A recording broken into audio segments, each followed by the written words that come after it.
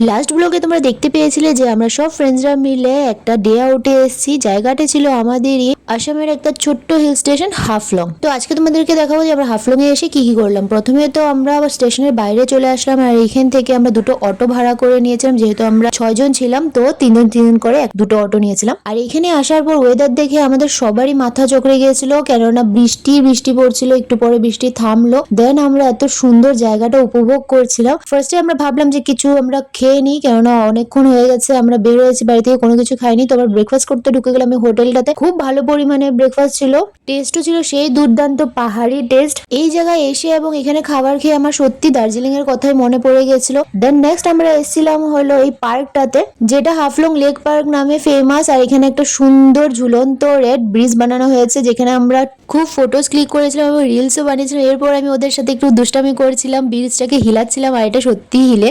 এরপর আমাদের next destination হলো সার্কিট হাউস। আর এইখান থেকে বস যা ভিউ ছিল না, কি বলবো, তোমাদেরকে বলেছিলাম না, তোমরা যারা যারা দার্জিলিং এ গিয়েছো নিশ্চয়ই তোমরা বুঝতে পারবে কতটা সিমিলার এই জায়গাটা।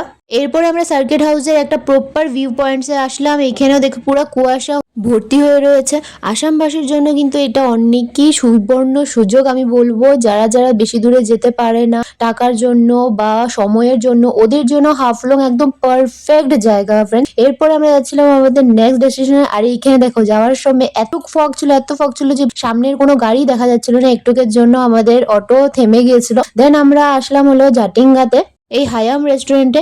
আমরা খেতে আসিনি, আমরা এসেছিলাম হলো মিনি পেহেলগ্রাম দেখতে। ইয়েস ফ্রেন্ডস, আমি যখন ফার্স্ট শুনেছিলাম তখন আমি ভেবেছিলাম কি মিনি পেহেলগ্রাম এইখানে। তারপরে জায়গাটা দেখে বুঝলাম যে না, এটা সত্যি দেখতে পুরো পেহেলগ্রামের মতনই। তোমরা কি বলো? এরপরে আমরা এখানে রিলস বানালাম। দেন আমরা চলে গেলাম হলো জাটিঙ্গার ফেমাস বার্ড ওয়াচ টাওয়ার দেখতে। এইখানে কথা তোমরা নিশ্চয়ই পড়েছো অনেকে বইয়ে। সেপ্টেম্বর থেকে ডিসেম্বর মাসে দূর দূরান্ত থেকে বার্ডরা এসে অলৌকিক ভাবে এখানে সুইসাইড করে, আর এইটা দেখার জন্য এখানে মানুষ ভর্তি হয়ে যায়। এরপরে আসলাম হলো আমরা ফেমাস ডিমা হাসো পার্কে, যেটার জন্য আমাদের স্পেশালি এখানে যাওয়া এই ট্রিটাতে ফটো তোলার জন্য।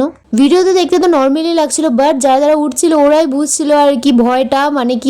এইখানে কিন্তু প্রচন্ড হাওয়া চলে ফ্রেন্ড, আর যখনই হাওয়া চলে না তখন এই গাছটা আর স্টেজটা পুরো হিলতে থাকে ওকে। তথাপিও মানুষ এইখানে উঠে ফটো তোলার জন্য পাগল হয়ে থাকে। দেখো আমরা সবাই একে একে লাইন দিয়ে দাঁড়িয়েছিলাম, মানে মনের মধ্যে সবারই ভয়, কিন্তু ফটো সেশন করা ছাড়া যাবে না। এই যে মেঘাকে দেখো কিভাবে ধরে ধরে নাপছে, বাট আমি এখানে বিন্দাসলি উঠে গেলাম, কেননা আমার হাইটের থেকে একটুকু ফোবিয়া নেই, আমি খুবই ভালোবাসি। ইনফ্যাক্ট হাইটের সাথে জড়িত অনেকগুলো অ্যাক্টিভিটিস আমার বাকেট লিস্টে আছে, জানি না কবে পূর্ণ হবে। যখন পূর্ণ হবে তোমাদের সব দেখাবো। এরপরে দেখো আমাদের এই সুন্দরী ড্রেসটাও স্পেশালি এই জায়গাতে আসার জন্য বানিয়েছিল। সে উপর একটা শিব মন্দির ছিল যেটা আমরা দর্শন করেছিলাম। সো ব্লগটা কেমন লাগছে কমেন্টে জানাবে। দেখা হচ্ছে নেক্সট বাই।